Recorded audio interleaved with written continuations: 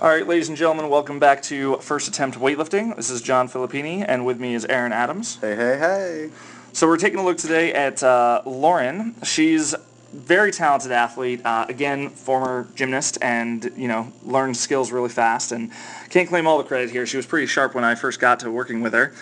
This is her actually hitting a PR clean, and I believe 78 kilograms, so good lift, and we're going to... What weight class is she? She's a 58. Wow. She's working at trying to get to the American Open this year. That's her main target there. She's knocking on that door. Yep. So we're gonna go ahead and So we're gonna go ahead and play this video and see what you think. Yep, got it. Stand up. Here we go. Nice and sharp. I think we're just gonna focus on the clean here. So we'll go forward to the jerk, but.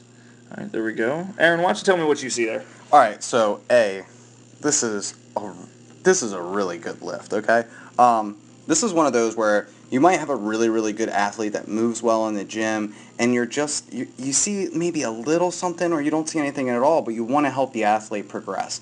Everyone always has something to work on. In this case, it's very, very small, I would say. So if we watch the lift, pull off the ground, she gets the knees back. Keeps that torso angle nice and straight. That actually, by the way, already makes me really happy to hear, because that's one of the things we were working on, is that sometimes she kicks her butt up, and in this lift she does a great job of keeping that chest high. Boom. I mean, we talked about that before with that back angle to the ground, and she stays consistent, which I love consistency. So right here is where I see basically some room for improvement, is on that extension. She extends beautifully vertically, and we saw the kind of same thing with Greg's lift actually not too long ago. But what I want her to do would be more extend back this way, because then she ends up, if you watch the lift a little bit further, she ends up a little bit forward and has to rock back to that position. Yeah, that's a nice little freeze frame there, as far as the rocking, where she catches versus where her balance actually is. That she rocks back into her heels there. Boom. Yeah. So what I would tell her is actually just finish up and back more, maybe lift her chest to the ceiling. I have this little cue that I always say, and I'm like, open your heart to the sky.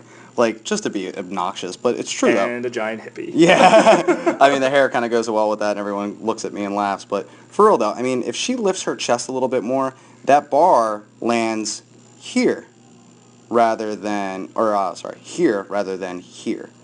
Okay? And that could be the difference between 3 kilos or 30 kilos. I mean, depending on the athlete and how much strength they have. She's just really strong, good clean. Definitely needs to hit the squat rack a little bit, I would say. Yeah, that's the biggest thing we've actually been working on, is a little bit of cueing with her final extension. She's actually occasionally runs into problems of not quite activating the glutes in conjunction with the rest of the body. She can kind of do either or, but the coordination for that final extension is what's going on. Yeah.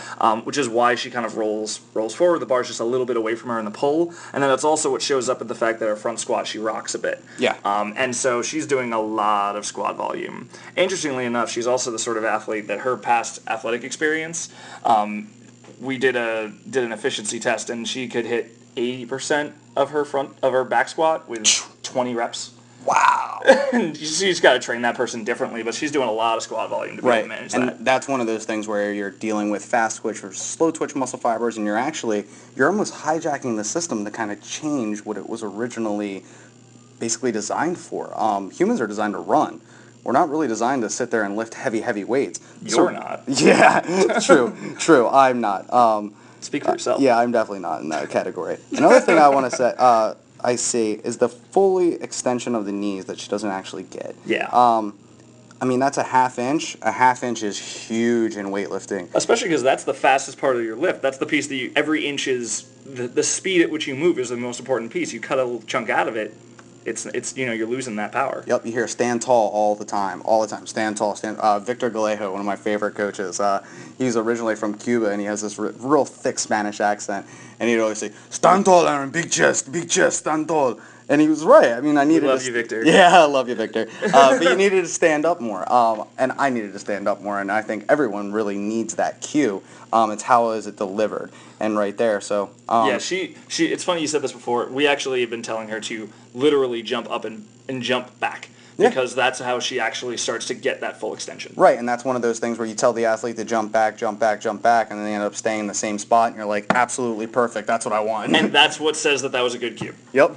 Awesome. Well, make sure you guys leave your comments. We hope you enjoyed this one.